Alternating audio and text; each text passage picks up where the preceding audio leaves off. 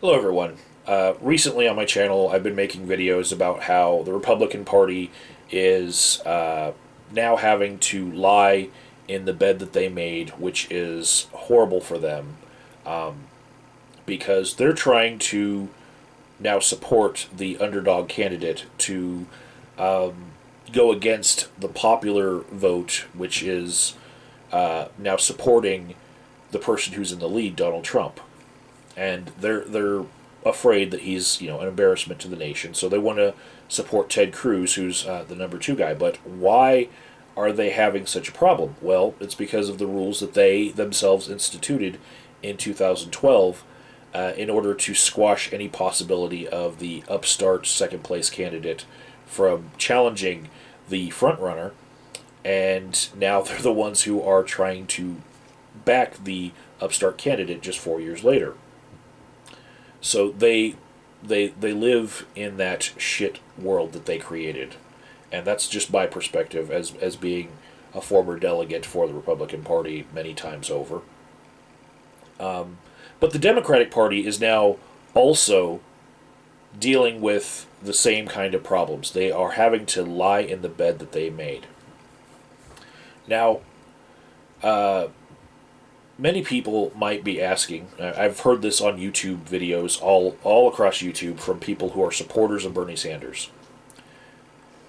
Why is it that Hillary Clinton looks like the inevitable winner when Bernie Sanders polls better against any Republican candidate than Hillary Clinton does?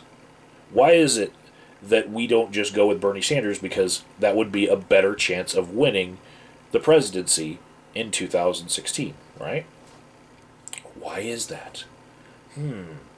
Well, if we look at the history of all the changes to the rules for the nomination process to the Democratic Party's DNC, we will see that there were two rules that are the most instrumental right now in keeping Bernie Sanders from gaining on Hillary Clinton's lead. And the first one would be in 1980, they instituted superdelegates.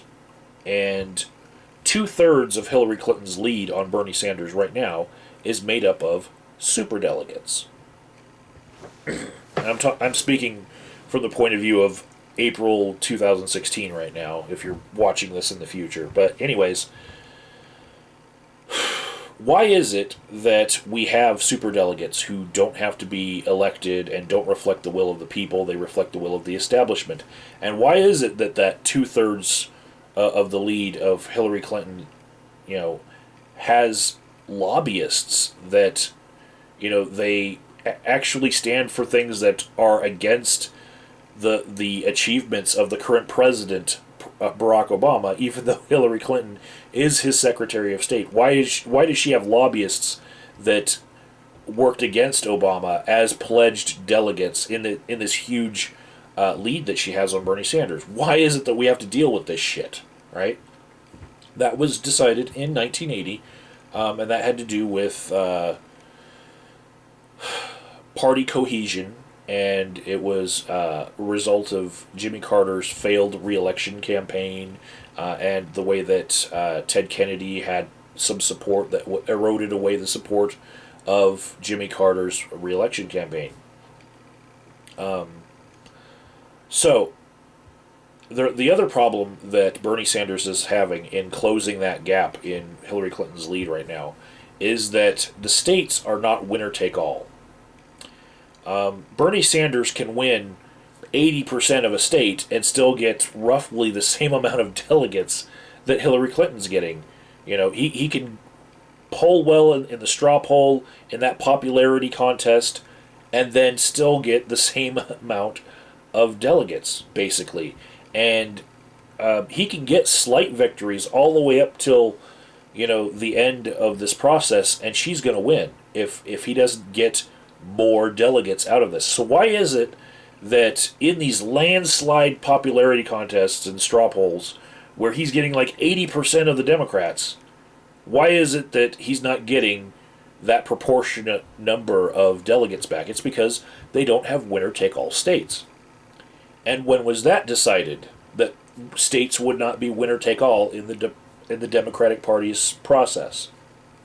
That was decided in 1988.